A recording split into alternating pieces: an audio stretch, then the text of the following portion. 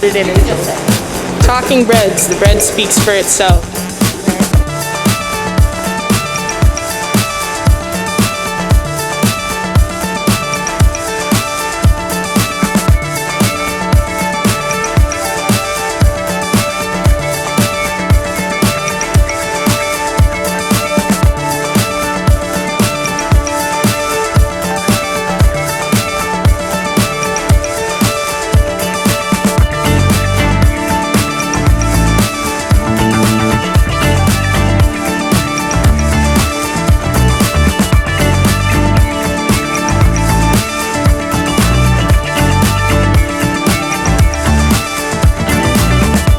We opened this store in February, right, Shayna?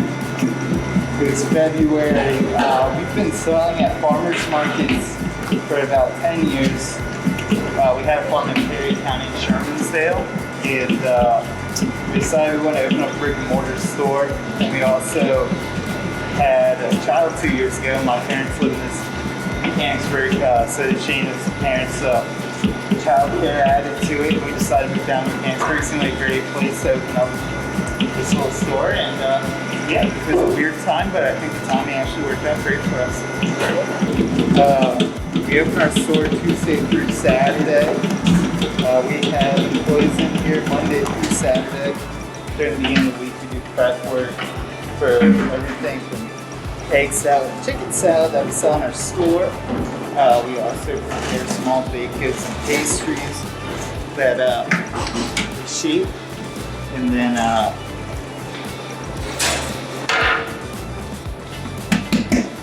we shape and then freeze and then bake later. During the week we bake 4 days a week. A whole bunch of different breads. I work full-time, Joe works way over full-time. He does like 14-hour days sometimes, or more. It kind of depends on the day. Does it like start at the crack of dawn? Yeah, he does. I stumble in at like 6 or 7, go sleep at 7-ish. We don't do bakers hours, which was like one of the reasons why I wanted to do my own bakery, was because I refused to do baker hours, which is like 2 in the morning. But, you know, I have a family and so. I mean, when we started, it was just, well, it started with just me, and then it was me and Joe, and then there was like 1 employee and 2 employees, and then once we got here, we were like, oh my gosh, we need way more employees than we thought. So, right behind the second building is a farm. We have 26 acres here. It's a little smaller than our last place, but on it we grow, this year we grew rye, harvested, goes into our bread. And you have to grow wheat. We also grow beef, lamb, chicken, we grow raise chickens for eggs, and do a little bit of vegetables too. And all of that comes back into breads and other things you make? Yeah. Mostly just goes into the store. Like all the chickens we raised this year are going in chicken salad. So we butchered them all 2 months ago, and then yeah, we'll use them throughout the winter. Chicken salad, things like that. So we do all sorts. So we do like German style breads, French, Italian, some are sourdough, some are not. So try to do a little bit of everything. Do like seeded sourdough, niche, batard, ciabatta, pugliese. Sometimes we do a spelt bread, we do fruit nut bread. Do like pumpernickel, different kind of rye breads, and then we switch up depending on the season. So like now that we're going into the fall and winter, we do a little more heavy breads, some more rye breads.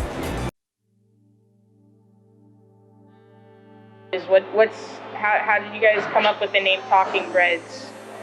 Inspired by Talking Heads. Talking Heads? Yeah, the band. Nice. And you know, crackles and stuff.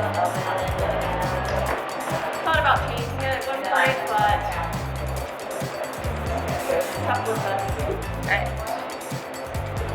How you guys got into baking? Sure. Yeah. I forced it.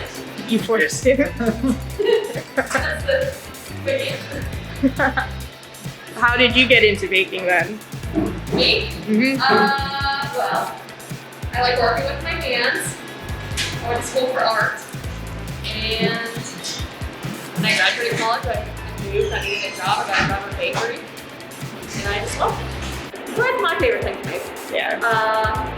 My favorite bread is farmhouse.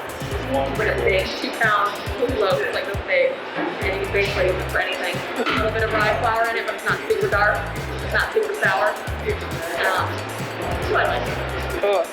I guess what's your favorite part about like making bread, and like why is it important to like make food and share that? Part about making bread. Probably shaping. Yeah. Because I like working with my hands. I actually don't like load the ovens or anything anymore. 'Cause I've been doing it for so long, my arms are numb. But yeah, I really like shaping bread. Cool. Joe does all the mixing now too. What else? What's your favorite part? Of the bread? Eating it. Now, I think it's like something that always frustrated me when I was farming full time was that we raised livestock. So, my pigs would take 9 months to be ready to go. The chickens are shorter with it till 8 weeks. You don't see your progress. You don't see the final end result. Baking, I'll mix one day, we'll bake it the next day, and then it's sold that day. So it's just, Makes you feel very productive. yeah, very productive. Exactly. Because it's like, by the end of the day, all of a sudden you're like, whoa, I just made 500 loaves of bread. Wow. And how did you guys end up getting into farming on top of that? Well, so the bakery I worked at, it was out in Oregon. They had a little farm, and they grew, they had like chickens, and they grew a bunch of, they were called Marion berries, and for their apple turnovers, and they had like a little vegetable garden and stuff. And I guess just living out there, I kind of got into more local agriculture, so I decided I wanted to work on some farms, so I did the wolfing thing for 2 summers. We traveled around, and then wanted to come back home, so I moved back to Pennsylvania, and I was working on a farm up in Perry County, and he was working at a different farm like a mile down the road. So we met in the restaurant. Wow. How'd you get into it, Joey? Baking. No, farming. When I was a child, my parents had a large vegetable garden, and my father worked for a bunch of different agricultural businesses. My mother's been involved in nonprofit industries, really into ag environmental impact, and after I graduated high school, I didn't go to college. I worked a bunch of really crappy jobs. I realized I liked working hard and I was working with my hands, but I wanted to work outside and work for myself instead of farming worker. And then when Shana was pregnant with her son, I kind of realized I need to step into baking, because unfortunately baking makes money and farming does not. And so to keep our farm, I stepped up in bakery. That's how I became a baker. Yeah, it also like try and focus on seasonality and sourcing everything we can locally. Like that can change like what we're making. Like we've been making, big pear tarts this time of the year. We can get things up the road and pears from Adams County, and then in a few months we're gonna have to figure out what we can do with just sweet potatoes and kale. Turnovers, like right now we're doing apple turnovers because it's apple season. Before we were doing like raspberry apple turnovers, blueberry turnovers. It just depends on what berries are in season. So. And these are some of them? Yeah, and then we do like some things we always do that aren't local, like chocolate cookies, but people need that sort of thing. But those are actually made of rye flour, and the rye, we harvested our own rye, which we're not using yet, but we do get our rye berries from a place in Halifax, or a guy in Newville. He Canned Meadows. They both grow the rye flour. I'm happy to be able to like provide something or that people know they're getting, that they are getting from right down the road versus going to the grocery store and just not finding any loaves of bread that are from who knows where anyways. Yeah. Plus I think it's just cool to, I don't know, nobody really thinks about like when you buy a loaf of bread, nobody's really like, where did this come from? But when you throw the farm aspect into it, then you start like sparking people's curiosity of like, oh, I never really thought about bread that way. You know, like, I don't know, I like being able to have people come here and they have the ability to like see the rye growing in the field and the grain bin and the flour mill and everybody shaping and baking, so it's like you see the whole process, which I think and more people appreciate what they're getting when they can see all of that. And then backtracking a second, when you said like it's important to be sustainable, like what does that mean to you, and especially like I guess to your business and you know in making bread and having a farm and that in all senses. Sustainability? Well, I think me and Shayna have kind of a twofold thing about that, because as business owners, with neither one of us have to fall back, because like I said, I didn't go to school. Shayna went to school for art, so she has no fallback. Give me a look right now. Excuse me. She's going to pictures real good. And so like, there has to be financial sustainability in the thing too. So I think this has affected our view to a degree, because like we both talked about it, like we have all these high-minded ideals of like you only want to like source, like say we only want to source our butter from like small farms that we knew. That wouldn't be a sustainable product either, because nobody would be able to afford to buy it. And then there's like, just in general, like we do try to use all like biodegradable things. So like we do like little charcuterie boxes and that sort of thing. We use like all paper boxes, compostable coffee lids. So we have plates that are made out of wheat straw. So no plastic, our utensils are wooden, no straws. But with the farm aspect too, though, I think the sustainability that we're trying to create with our product is kind of sort of like a, I don't know how to put it, like we're trying to sustain like a whole community of farms too. Yeah. Because if we can put dollars back to other local farms, that's also very. I don't know, I think a lot of people think, well, you're only sustainable if you can produce every little thing that you're using, but really, I feel like you're more sustainable if you're working with other people. So we get right now we're getting carrots, salad greens, radishes from Good Keeper Farm. We get like our figs, cherry tomatoes, pawpaws, and like berries and stuff we were getting from Three Folds Farm, which is like 1 mile down the road. And then we get eggs from Good Keeper. We were getting them from ours until we got rid of our chickens all this week. And we get our apples and stuff from Free Springs Fruit Farm in Adams County. I'm trying to think what else I could show. I could go on like a little tour of our Sure, yeah. Caputo Brothers. They're from like York area.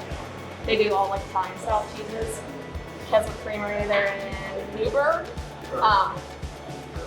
These guys, all of our like charcuterie is not local, only because there's not many USDA inspected facilities that do charcuterie, so we can resell it. But these guys, I really like them because they support a lot of local farmers out in Indiana. We get jelly beans from Leaf.